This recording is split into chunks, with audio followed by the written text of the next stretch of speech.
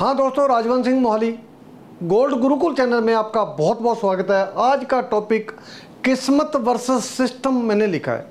ये टॉपिक क्यों दिमाग में आया, 29 मई को पंजाबी के वर्ल्ड फेमस मशहूर सिंगर की गोलियां मारकर हत्या कर दी जाती है और कहा यह जाता है, ये कहा जा रहा है, कई लोगों मेरे को मिले कि उसकी इतनी ही लिखी हुई थी, उसकी किस्मत ही ऐसी थी, उसकी डेथ और जो काल का समय वो इस और जगह है वो इकट्ठी लिखी हुई थी, वहाँ उसने इकट्ठा होना था और वहाँ उसने मरना था। क्या ये सही है? दोस्तों मेरे मुताबिक सही नहीं है, क्योंकि इसमें डायरेक्ट तौर पर बंदे जिम्मेवार हैं।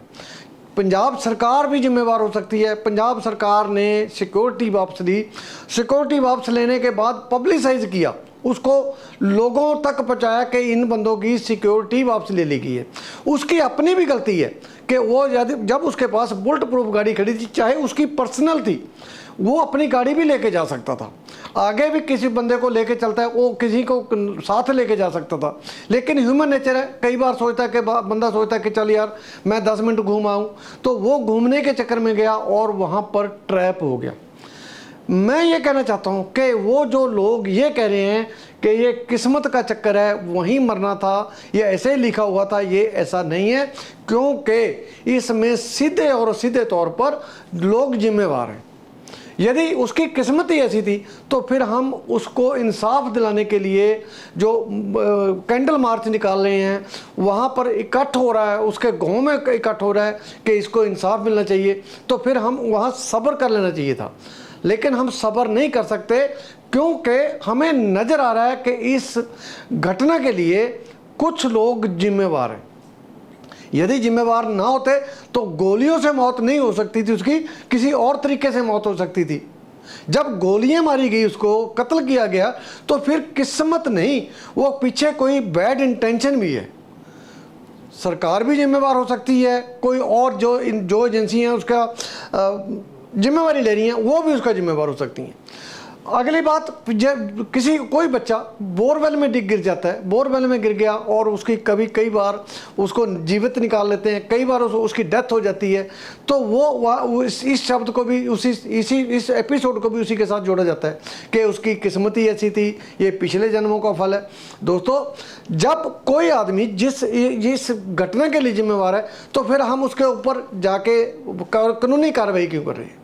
कोटा में 2008 में पुल गिर गया, जो चंबल नदी पर पुल बन रहा था, 28 आदमियों की मौत हुई, 28 आदमियों की मौत हुई। फिर ये उसको भी किस्मत से जोड़ा जाए तो फिर ठेकेदार के ऊपर पर्चा क्यों हुआ, ठेकेदार पर मुकदमे दर्ज हुए क्यों हुए? वाराणसी में पुल गिर गया, तो वाराणसी में पुल गिरने के भी यही कहा गया कि जो मर गए हैं जी, इनकी यही लिखी हुई थी, ये ऐसा होना था। मैं ये कहना चाहता हूँ, जहाँ आप किस्मत के ऊपर छोड़ देते हो, तो बंदे सामने वाले बंदे हैं जो अपनी गलती है उसको छुपा जाते हैं। मैं ये कहना चाहता हूँ, जो भी बंदे इसमें जिम्मेवार हैं, वो बंदे कम से कम अपनी जिम्मेवारी तो लें ना। चाहे पंजाब सरकार हो, चाहे पंजाब सरकार के अधिकारी हों, चाहे उसको मारने वाले हों, जब उन्होंने जिम्मेवारी ले रहे हैं तो इसका मतलब किस्मत नहीं, कुछ ना कोई इंटेंशन और है। तो ये इन बातों का हमने ध्यान रखना है। कोई बंदा जा रहा है कार में, मतलब उसमें रोड में जा रहा है, रोड में गटर का ढक्कन खुला है, उसमें बाइक गिर गई, उसकी डेथ हो गई और उसकी डेथ हो जाती है, तो उसको सिस्टम की जिम्मेवारी ना फिक्स करते हुए हम कह देते हैं कि किस्मत है जी, ये पुराने उसके पिछले जन्म का फल है। कई बार मतलब रात को गऊ हमारे बैंक में, हमारे मतलब जानकार था बंदा, स्टेट बैंक ऑफ इंडिया में नेगी, उसकी रात को रिश्तेदारों को छोड़ने गया और गऊ के साथ एक्सीडेंट हो गया। गऊ के साथ एक्सीडेंट होने के बाद उसकी डेथ होगी।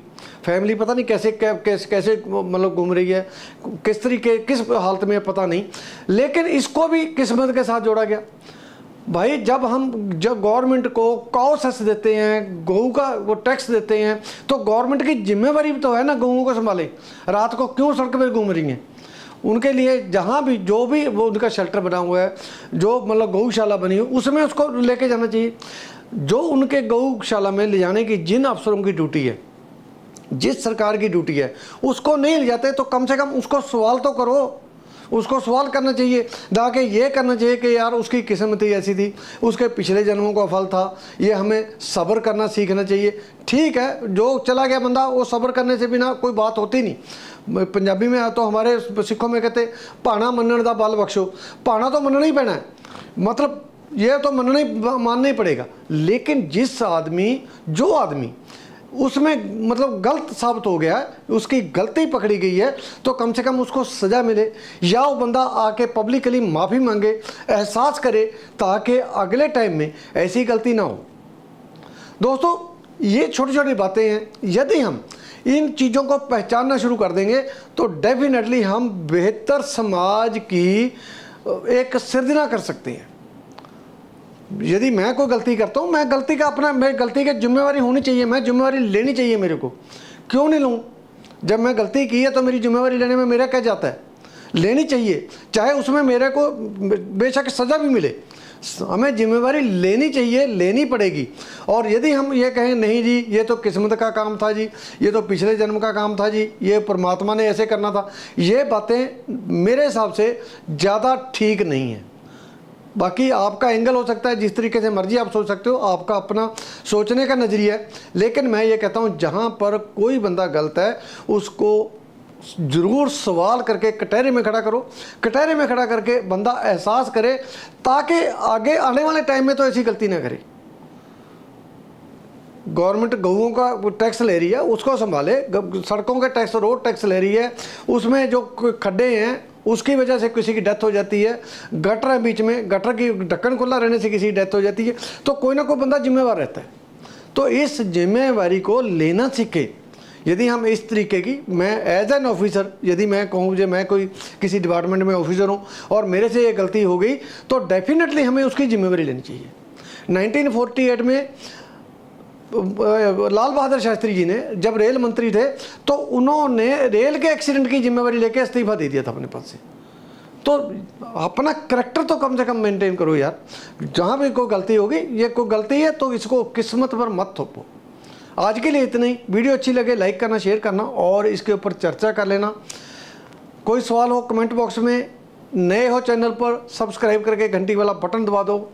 इस तरीके से अपने दिमाग को जिस तरीके से आप घुमा सकते हो घुमाओ, खोलो। जितना आप दिमाग को खोलोगे, छतरी को, छाते को खोलोगे, उतना ही ज़्यादा काम करता है। बहुत जल्द एक नए टॉपिक के साथ आपके सामने होऊंगा। तब तक आप अपना ध्यान रखें, सीखते रहें, पढ़ते रहें और आगे बढ़ते रहें। Thank you very much.